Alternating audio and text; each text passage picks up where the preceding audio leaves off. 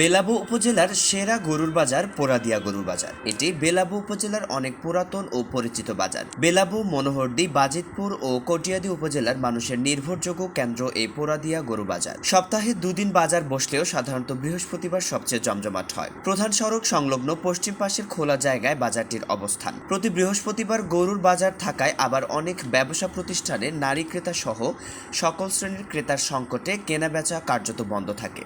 গরু ক্রেতারা জানান যে এই বাজারে ভালো মানের গরু পাওয়ার কারণেই তারা দূর দূরান্ত থেকে আসেন, সেই সাথে দামেও পান ঠিকঠাক। কম দামে ভালো মানের গরু পাওয়া যায় এখানে। এছাড়া ইজারার ক্ষেত্রেও তেমন ঝামেলা হয় না বলে জানান তারা। বাজারের ইজারাদার মুকুল মিয়া জানান, বাজারের দিনে প্রায় 7 থেকে 8টি উপজেলার গরু এখানে আসে বিভিন্ন পরিবহনের মাধ্যমে।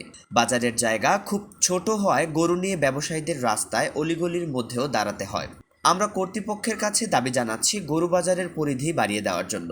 পোরাদিয়া গরু বাজারের সভাপতি জানান, আমাদের গরুর বাজারে দূর দূরান্ত থেকে গরু আসায় আমরা পর্যাপ্ত পরিমাণ জায়গা দিতে পারি না, যার কারণে রাস্তায়ও গরু থাকে এবং বর্ষার সময় বাজারে প্রচুর কাদা হয়, যার কারণে তেমন বেচাকেনা করা যায় না।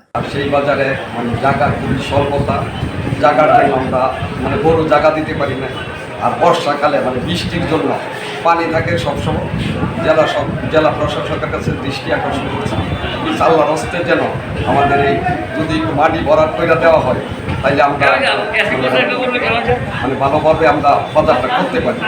আমরা ঐতিহ্যবাহী বাজার অনেক দূর দূরান্ত থেকে ব্যাপারী আসে, অনেক সুযোগ সুবিধা পাই ওরা, যার জন্য ওই জায়গায় আসে।